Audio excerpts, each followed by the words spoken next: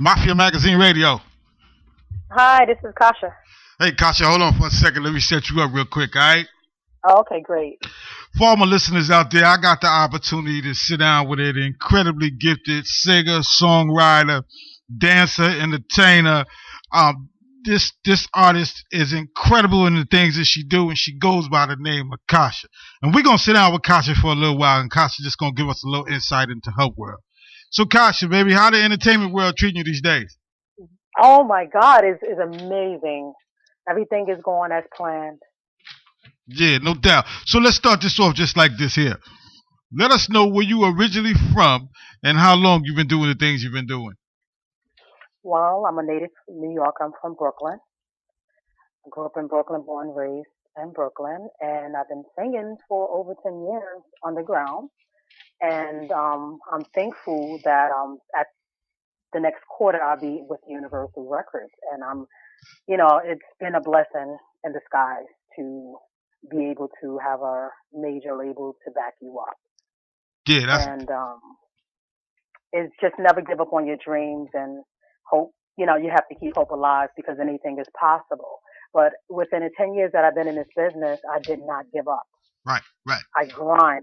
It's called no grind, no glory. No glory, no grind. No question. So I'm a true believer. You have to put the work in. No doubt. So growing up and doing the things you do, because I know your story. Actually, let me just say this to you. Hmm. After reading your bio, I was immediately moved because I'm originally from Brooklyn myself. So I already Really? yeah. So I already know what it is. I already know the plight, some of the plights that you may have went through. You know what I'm saying? To get Yeah. to the point to where you are today. But my question, Absolutely. yeah, no doubt. My question to you right now is though, what was your inspiration? I'm saying like at one point when you was a child, who did you see or what did you hear? What made you want to say? What made you say to yourself that this is what I want to do, and not only do I want to do this, but I want to be the best at this. My favorite artist of all time, Whitney Houston. I used to be playing with my Barbie dolls and looking at TV when she come on TV. She used to do some type of like performance, Right, and I'll right. be sitting there with my little Barbie dolls, and I'll stop playing my Barbie dolls. I'm like, she's the black Barbie. She's a black princess. She's a princess. So she was like my first princess that I ever seen. Hmm. That I thought that was extremely beautiful and breathtaking.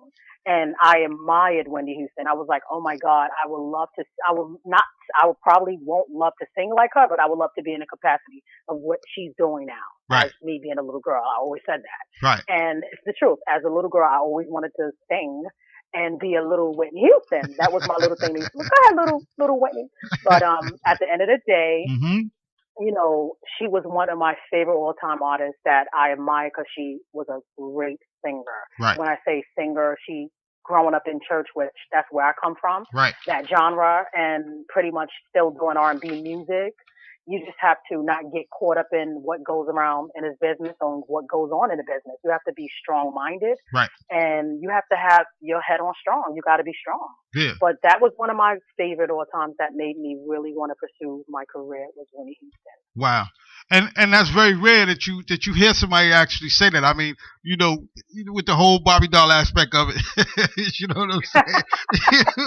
You put a whole different you put a whole different twist to that. You know what I'm saying? But Absolutely. yeah, no question. And being in Brooklyn, like I said, being from Brooklyn myself, you know what I mean? I understand, growing up in the church, doing different things, you know what I mean? And singing and being in the choir, the whole 9 yards. But Mm. where you derive your material from? I mean, is that part of does that make who you are? Is that part of who you are? You know what I'm saying? Coming from that background? No, well, I write about what goes on in life, as a woman, as me becoming a woman now, from being a little girl to becoming a teenager to becoming a woman. You write about, I was writing from the age of 13. So that mentality I had was a little girl mentality from right now today. So I'm a Right. grown woman now and I write about mature things and what's happening in the world. And I try to keep it as real as I could keep it because I am a real artist. I'm real. I try to relate to all of the females that that's out there that's going through things that I have made experience in my life, Right. and they can relate to me. So I'm not trying to be one of those artists that's like, oh my god, I never did that. Oh my god, it's so, oh my god. I'm not trying to be one. I'm just trying to be who I am. I just want to be who I am, and people to accept me for who I am. Right. That's all. No doubt. And you can clearly hear that. You can clearly hear it when you listen to your music. You know what I'm saying? And for those that haven't heard it, y'all stay locked in because we got a track that we're gonna bang. I Want You by KASHA. You know what I'm saying? So but let's just keep going with this, cause I want you, for some of the little girls or some of the people that's out there listening to us right now. You did something that not many people even think to do, to even know to do. When you was younger, you decided to go to ASCAP, and not many people even paying attention don't even know what ASCAP is. I want you to tell the people the importance of the business aspect of what you do and how you gotta be on your game to be able to make it in this world. On that note, when it comes to copyright and it comes to publishing your music and wanting it to be a writer overall as being a singer, you want to critique that. You want to actually make sure you do your homework, your research. Go to ASCAP meeting, be affiliated with ASCAP, find out what is ASCAP, how you can get your music copyrighted, how can you become affiliated with ASCAP, what's the goods of it, what does it mean. You want to know, you have to educate yourself. Go to the meetings, the weekly meetings of ASCAP. It really is helpful as an artist. Um, the copyright part is important, your materials, and trademark is important to always trademark your name. Your name is your brand. And if you don't do that, you don't own your name. Right. And a lot of people don't know that. A lot of people thinking that in the entertainment world it's all about if you can rap or you can sing, and they thinking that's half the battle. You know what I'm saying? But what they don't understand is your business aspect is really 90% of the game. You know what I'm saying? Compared to how talented you really are. You know what I mean? It's true. And now that I have a great new management team, Robert Terrell, when he stepped in my life and my career, my whole career took a 360 change. Like, you see the difference. Right. Right. You see totally, like, all the things that I was lacking as an artist. You do need good management. If you don't have good management, it's really important to find that person that's going to believe in you and believe in your brand and take you serious, right, and tell you the truth whether it hurts or not. Right. Well, this sucked, that sucked, this is good, that's not good, this is good.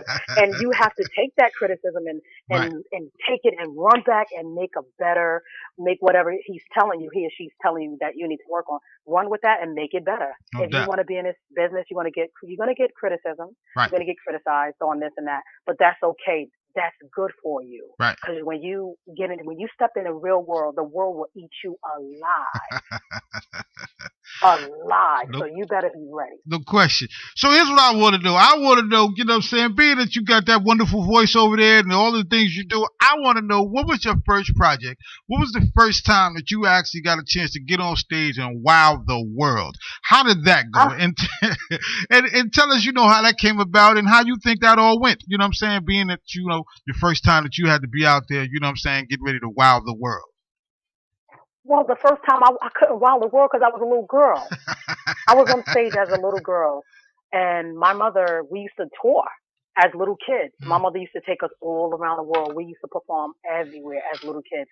I was the lead singer. My siblings was my dancers, and we just was doing this for you. This is not something I just woke up and said I want to do. We've been doing it for a long time, but when I was a little girl, I had so much fun doing this. This is what I always loved to do. Right. And as I got older, when I started actually performing on a big girl stage, it was like, oh, whoa, this is real. I love it. It's a good feeling because you're having fun on that stage, and people like your music, and you see the women and the men, they beautiful faces smiling, and they like feeling you, and you feeling real good because they feeling you, so you feeling yourself on stage now. Right. So that's amazing. Right. It's so amazing when you have a good vibe with the crowd, and you vibe with the crowd, they vibe with you.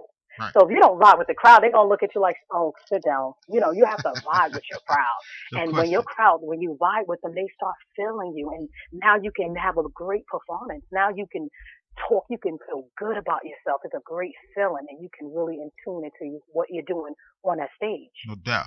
And Absolutely. that definitely segues into my next question. You know what I'm saying? My next question is basically, what is your mindset when you go into the studio? When you go into the studio, get ready to put it down. Give us a little brief look into your head on what it's really about when you step into the studio. When I step into the studio, it's my life. Mm-hmm. This is serious. I take pride in what I do, and if I don't take pride into what I'm doing, is because something is going around me in my area that's not making me feel comfortable. Right. But I try my best to work with comfortable producers and engineers. And the vibe in the studio, when I get that good vibe again, I go by vibes, I'm telling you. Mm-hmm. I feel, when I'm in the studio, I can make a good record when I'm working with good people. When it's something wrong, it's just an energy you get in the studio when you're working around somebody just not for you. They doing something wrong. The engineer just can't do it. He just don't get it where I need to be. So it's like, okay, Right. even though I go into the studio in a positive mind setting, but at the end of the day, certain scenarios when you're in a studio, you want to feel comfortable, and I try to feel comfortable. But when I'm not feeling comfortable, I can't record comfortable. So Right. it's very important that I have a comfortable setting when I'm recording. Right. Because if I don't, that song to me is not going to come out right. And if it don't come out right, that's a waste of money. Right. Right. No question. So give us a little insight. Let me know when recorded I Want You.